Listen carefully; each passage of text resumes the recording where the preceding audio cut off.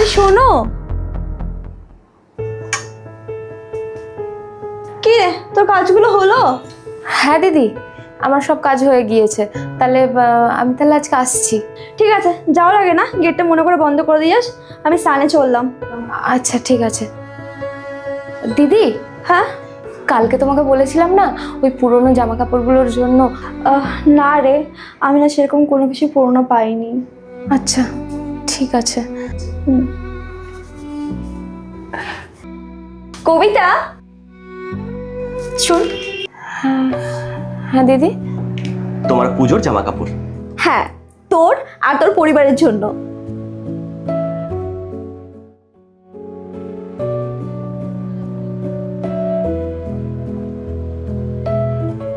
নতুন প্যান্ট, নতুন জামা। আরে দিদি, আমি তো পুরনো বলেছিলাম। হ্যাঁ, তো পুজোর সময় কেউ পুরনো জামা কাপড় পরে? ধন্যবাদ দিদি, ধন্যবাদ দাদা। আরে না না, এতে ধন্যবাদ বলার কি আছে? তুমি তো আমাদের পরিবারেরই একজন, আর পরিবারের লোককে কেউ ধন্যবাদ বলে?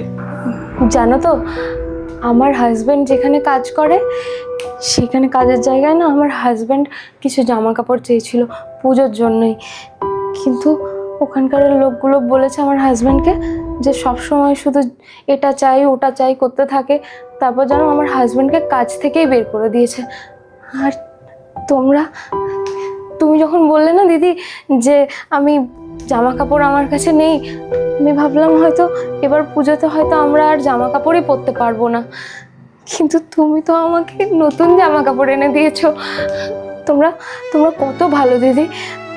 তোমরা অনেক সুখে থাকো, ভগবান তোমাদের অনেক খুশি রাখুক।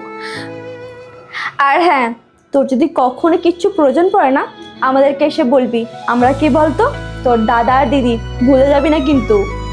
একদম, কখনো আমাদেরকে পর মনে করবে না, সবসময় ভাববে তোমার নিজের দাদা আর নিজের দিদি।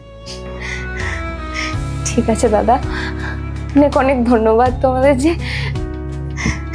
আমি আজকে আসছি তাহলে। এসো।